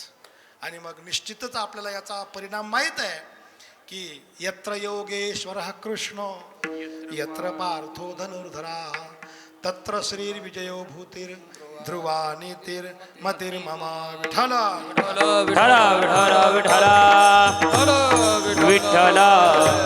विठ्ठला विठ्ठल विठ्ठल विठ्ठल विठ्ठल. तर तो मज व्हावा वेळोवेळा व्हावा पांडुरंग. देवापासून कुठलीही कामना नसावी ही खरी देवाची भक्ती आहे. नारद भक्ती सूत्रामध्ये एक सूत्रच येतं बघा, गुणरहितम कामनारहितम प्रतिक्षण वर्धमानम सूक्ष्मतरम अनुभवरूपम. है ना. त्यामध्ये भक्तीची व्याख्या केलेली आहे की भक्ती कशी असावी. भक्ती गुणरहित असावी. भक्ती या शब्दाचा अर्थ आहे प्रेम. संसारात जेवढं काही प्रेम दिसतं त्याला प्रेम म्हणता येत नाही. संसार कधीच प्रेम करू शकत नाही. कोणीच कुणावर संसारात प्रेम करत नसतं. त्याला आसक्ती म्हणतात, त्याला मोह म्हणतात, त्याला प्रेम म्हणायचं नसतं. प्रेम हा शब्द फक्त परमार्थामध्येच वापरला जातो. देवच भक्तावर प्रेम करू शकतो आणि भक्तच देवावर प्रेम करू शकतात. कारण संसारात जे आपण ज्याला प्रेम म्हणतो ते प्रेम नसतं. कारण प्रेमाची व्याख्या आहे गुणरहितम. गुणाकडे बघून जे केलं जातं त्याला प्रेम म्हणायचं नाही. संसारातलं प्रेम कसं आहे हो? गुणाकडे बघून आहे. त्याची सुंदरता असेल तर प्रेम आहे, पैसा असेल तर प्रेम आहे, अंगी एखादा सुंदर गुण असेल तर प्रेम आहे. गुण गेला की प्रेम संपलं. जववरी चलन गा तवरी मनती माझा. माहित आहे सर्वांना, मानिती लहान थोर देह सुखाची आकार. संसारातला एकदा पैसा संपला मग तेच असतात माणसं. परंतु काय म्हणतात मग जवळ करत नाहीत. हाड कुत्र्यावरून कशावरून तरी माणसाला दूर लोटतात. जोपर्यंत अंगात ताकद आहे, रूप चांगलं आहे, तोपर्यंत सर्व जवळ त्याला माझं माझं म्हणतात. पण हे गुण संपले जवळचे की संसारातलं प्रेम संपून जातं. त्याला प्रेम म्हणता येत नाही. म्हणून प्रेम हा शब्द संसारामध्ये कधीच वापरायचा नाही. त्याला मोह म्हणा. भाऊ हिचा आमच्यावर फार मोह आहे बरं का असं म्हणा. प्रेम आहे असं म्हणू नका. प्रेम नसतंच. गुणरहितम बरं का. कामनारहितम. कामना असते, काहीतरी इच्छा असते म्हणून प्रेम असतं. स्वार्थ असतो. स्वार्थ का व्यवहार जगत में स्वार्थ का व्यवहार. बरं का. मुलगा जोपर्यंत घरी पैसा आणून देतो तोपर्यंत आईवडिलांना तो मुलगा प्रिय असतो. पण ज्या दिवशी मुलाने घरी पैसा आणून देणं बंद केलं, त्यांना सांभाळणं बंद केलं की त्याला म्हणतात तू इथं राहू नको, कुठंतरी आपलं बघ. साहजिकच आहे. आणि याला म्हणतात कामना.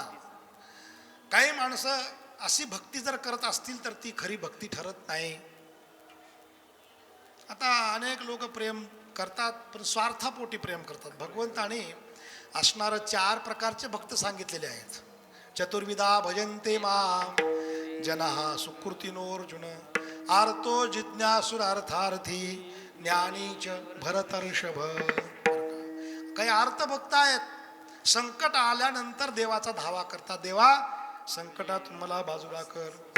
बरं. काही भक्त अर्थार्थी आहेत, काहीतरी प्राप्त करायचं असतं, काहीतरी इच्छा असते अंतकरणामध्ये, त्याकरता देवाची भक्ती करणारे याला अर्थार्थी म्हणतात. काही जिज्ञासू भक्त आहेत, ते देवापासून ज्ञान प्राप्त करण्याकरता देवाची भक्ती करतात.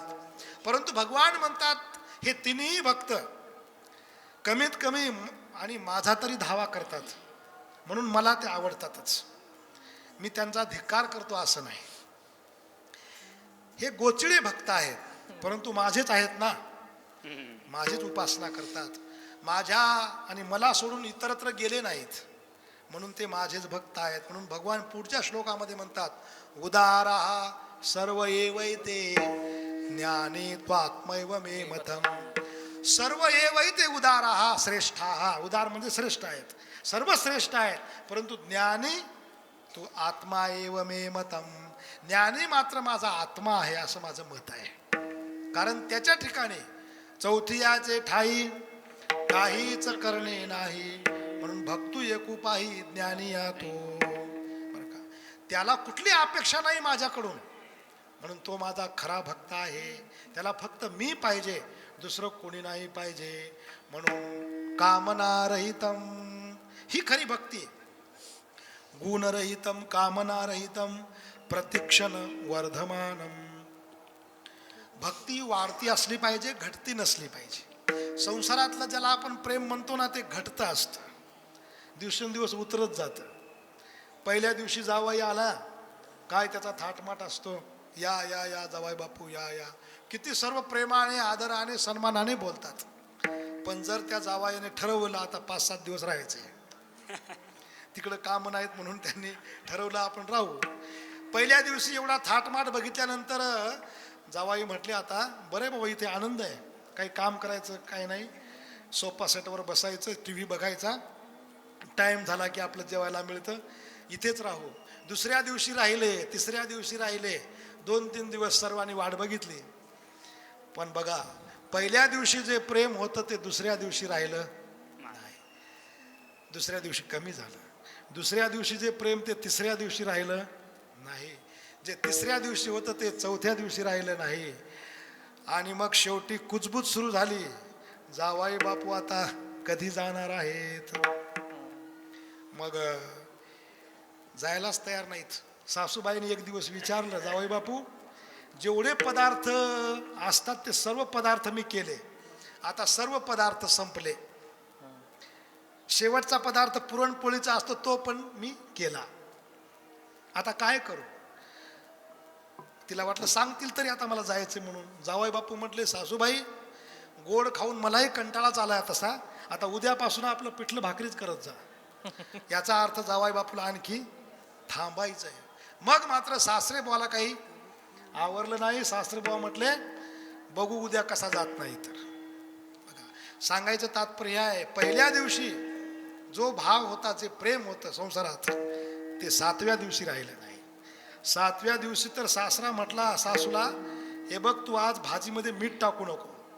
आम्ही सर्व जेवायला बसलो संध्याकाळी की मी तुला काहीतरी बोलेल, तू मला काहीतरी बोलायचं आणि मी तुझ्या अंगावर मारण्याकरता येतो, तू उठायचं, पळायचं, लाईट बंद करायचा, पुढचा कार्यक्रम मी करतो. योजना बघा, योजना, प्रेमाची योजना. संध्याकाळी तिने भाजीमध्ये मीठ नाही टाकलं. सासऱ्याने विचारलं, का ग एवढे दिवस झाले तुला स्वयंपाक करतेस, तुला आणखी मीठ किती टाकावं कळत नाही का. त्यांचं ठरलेलंच होतं उलटं बोलायचं. ती म्हटली, गुणाने गिळायचं तर गिळा, नाहीतर राहू द्या. मला उलटं बोलतेस म्हणून त्याने हातात दांडकं अगोदरच ठेवलं होतं तिथे, हातात दांडकं घेतलं आणि मला बोलतेस म्हणून सासरेबा उठले. तेवढ्यात त्यांचं ठरल्याप्रमाणे ती उठली आणि अगोदर तिने लाईट बंद केला आणि कुठे कुठे कुठे म्हणून त्यांनी त्या सासऱ्याने जावयाच्या झिंज्या पकडल्या आणि दे दन जावाईच ठोकून का. जावाई म्हणाला, सासरेबुवा सोडा सोडा. सासरेबुवा म्हटले, जावाई बापू तुम्ही मध्ये येऊ नका, तुम्ही मध्ये येऊ नका. महाराज एवढा जावाईच मारला. तो जावाई सकाळी 5च्या गाडीत निघून गेला, आतापर्यंत वापिस आला. सांगायचं तात्पर्य आहे की पहिल्या दिवशी जो आदर होता, जे प्रेम होतं, ते प्रेम 7व्या दिवशी राहिलं नाही. का तर संसारातलं प्रेम आहे, याला प्रेम म्हणता येत नाही. प्रेम कसं असतं, प्रतिक्षण वर्धमानम, ते दिवसेंदिवस वाढत गेलं पाहिजे, कमी नाही. प्रेमाची व्याख्या माऊलींनी केलेली आहे ज्ञानेश्वरीमध्ये. माऊली म्हणतात, वर्षा काळी सरिता जैसी चढो लागे पंडुसुता, तैसी नीच नवी भजता श्रद्धा दिशे. पावसाळ्यामध्ये ज्याप्रमाणे नदी वाढत वाढत वाढत वाढत वाढत जाते, तशी भक्ती म्हणजे प्रेम देवावरचं दिवसेंदिवस वाढत वाढत वाढत गेलं पाहिजे. अहो सुरुवातीला माणसं फक्त हरिपाठ वाचतात, त्यांना हरिपाठाची अशी गोडी लागते, हरिपाठ पाठ करतात, मग त्यांना वाटतं की आनंद आहे. नंतर मग ते ज्ञानेश्वरी वाचायला सुरुवात करतात, ज्ञानेश्वरीत त्यांना गोडी वाढते, मग ज्ञानेश्वरी फार मोठा वेळ त्या ज्ञानेश्वरीला देतात. नंतर गाथा वाचतात, काय काही काही नंतर मग नामस्मरण सुरू करतात. 5-5 तास 10-10 तास काही काही नामस्मरण करायला लागतात. काहींचं असं प्रेम वाढत जातं परमार्थामध्ये की त्यांना रात्र न कळे दिवस न कळे अंगी खेळे दैवत हे, अशी अवस्था होऊन जाते परमार्थामध्ये. आणि ते प्रेम अति उच्च अवस्थेला प्राप्त होतं. माझी मज झाली अनावर वाचा छंदया नामाचा घेतला अशी परमार्थामध्ये भक्ती कधी कमी होत नाही, भक्ती वाढत जाते. म्हणून प्रतिक्षण वर्धमानम सूक्ष्मतरम, सूक्ष्म आहे भक्ती. प्रेमने सांगता बोलता दाविता अनुभव चित्ता चित्त जाणे. आणि अनुभव रूपम, ते अनुभव रूप आहे, याला म्हणतात ही भक्ती. म्हणून तो मज व्हावा, तो मज व्हावा, वेळोवेळा व्हावा पांडुरंग. माऊली म्हणतात असा असणारा परमात्म्याविषयी आमचा भाव झाल्यामुळे आमचा संसार सुखाचा झाला. आता आम्ही कधीही या परमात्म्याला विसरणार नाहीत, कारण आमच्या सद्गुरूने आम्हाला तत्व सांगितलेलं आहे. बाप रखुमा देवी वरू नवी संबे सर्वथा, बाप रखुमा देवी वरू नवी संबे सर्वथा. रखुमा देवी वरो नवी संबे सर्वथा, बाप रखुमा देवी वरो नवी संबे सर्वथा. निवृत्तीने तत्वता सांगितले, निवृत्तीने तत्वता सांगितले, निवृत्तीने तत्वता सांगितले. तो मज भावा, तो मज भावा, तो मज भावा, तो मज भावा, तो मज भावा, तो मज भावा, तो मज भावा, तो मज भावा.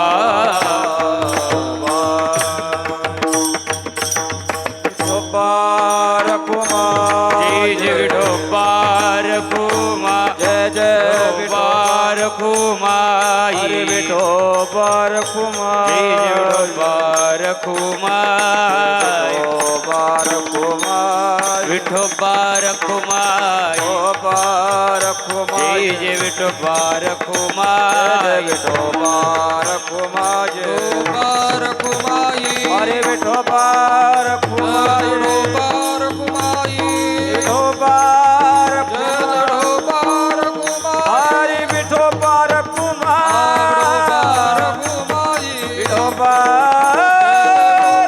रखुमाई, विठोबा रखुमा, विठोबा रखुमा, जय जय विठोबा रखुमा, जय विठोबा रखुमा, विठोबा रखुमा, जय जय विठोबा रखुमा, हरे हरे विठोबा रखुमा, जय विठोबा रखुमा, हरे हरे विठोबा रखुमा, हरे हरे विठोबा रखुमा, विठोबा रखुमा, जय जय विठोबा रखुमा, हाय विठोबा विठोबा विठोबा विठोबा विठोबा विठोबा विठोबा विठोबा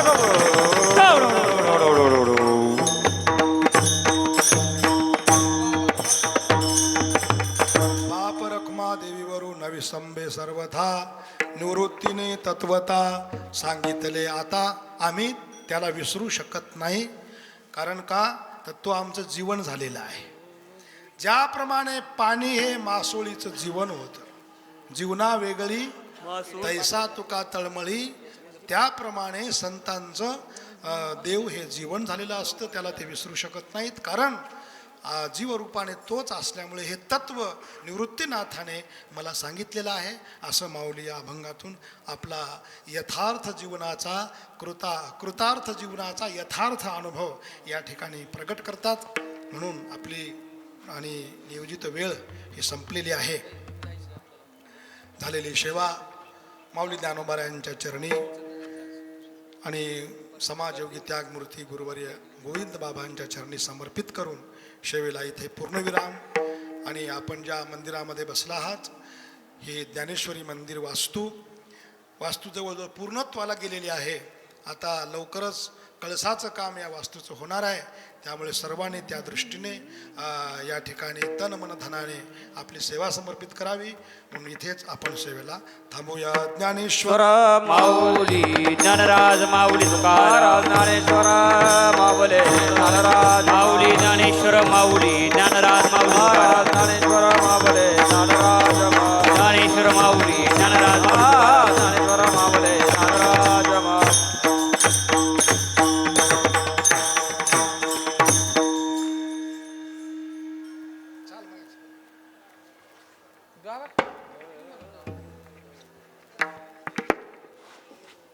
अंबे सर्वता बाप रखमा देवरू नबी संबे सर्वता देवी वरून नवी संबे सर्वथा वापर कुमार नवी संबे सर्वथा निवृत्तीने तत्वता सांगितले निवृत्तीने तत्वता सांगितले तो मज भावा तो मज भावा तो मज भावा जागेवर. तो मज भावा तत्वता जागेवरून उठू नका कोणी. निवृत्तीने तत्वता सांगितले तो मज भावा तो मज भावा तो मज भावा तो मज भावा वेणुवेळा वावा पांडुरंग वेणु वेळा भावा वेळा वेणु वेळा भावा वेणु वेळा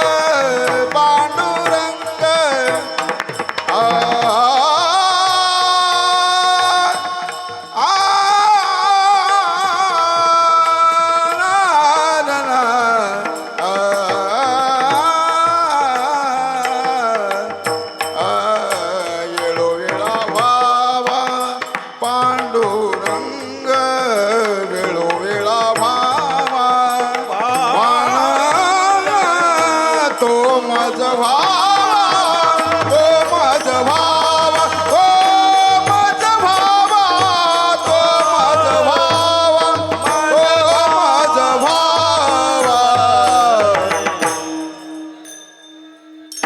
जय विठाला जय जय विठ्ठल बोलिले करू वेडी वाकुडे उत्तरे क्षमा पराध महाराज तुम्ही सिद्ध नाही विचारिल अधिकार म्या बोला क्षमा पराध महाराज तुम्ही सिद्ध तुका म्हणे ज्ञानेश्वरा राख बायापैकी करा क्षमा पराध महाराज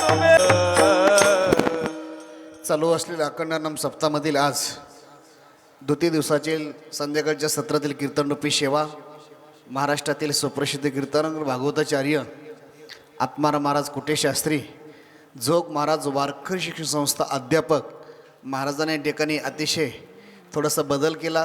गुरुवारी बाबांना थोडी अडचण असल्यामुळे कुरेकर बाबांची सेवा सकाळी झाली. थोडंसं घरची सेवा असल्यामुळे थोडंसं या ठिकाणी थोडा कार्यक्रमात बदल केला आणि महाराजांनी या ठिकाणी सेवा दिल्याबद्दल आपण सर्वांनी त्यांचं जोरात एकदा टाळ्याच्या गजरात स्वागत करायचं आहे. अतिशय या ठिकाणी जोग महाराज संस्थेमध्ये ज्ञानदानाचं काम त्यांच्याकडनं जोग महाराज करून घेत आहेत आणि कमी वयामध्ये अतिशय ज्ञानदानाची सेवा महाराष्ट्रामधील या ठिकाणी जिथे विद्यार्थ्याला फी नाही, शिक्षकाला पगार नाही, अशी एकमेव भारतामध्ये एकच संस्था आहे ती म्हणजे जोग महाराज संस्था आणि तिथे अध्यापक म्हणून ज्ञानदानाचं काम करण्याचा योग महाराजांना प्राप्त होतो आहे. असो असं त्यांच्याकडनं उत्तर सेवा घडो एवढी माऊलीच्यानी प्रार्थना. आज संध्याकाळचे अन्नदाते अतिशय ज्यांनी तर मनदानाने अन्नदानाची सेवा केली त्या समवेत Shri Ganesh Sheth Shivram Wagh Chikhli, Jigar Sheth good luck scrap centre Chikhli, रघुनाथदादा ढोबळे शिंगवे पारगाव यांची आहे. संगीत भजनाची सेवा भीमाशंकर वाघुंडे पाटील यांची होणार आहे. उद्या सकाळी कीर्तन हरिभक्त पारायण बरोबर उद्याची कार्यक्रमाची दिनचर्या सकाळी 4 ते 6 काकडा होईल सामुदायिक. इथे जेवढे आहात जे पारायणला बसले आहेत त्यांनी काकडा करायचा आहे. 4 ते 6 काकडा होईल. 6 ते 7 विष्णू सहस्रनाम, 7 ते 10 ग्रंथराज ज्ञानेश्वरी पारायण. जे भाविक आज आले त्यांच्याकरता आज नवीन ज्ञानेश्वर उपलब्ध आहेत. काही कमी पडल्यात इथे भरपूर ज्ञानेश्वऱ्या संस्थांनी उपलब्ध केल्या आहेत.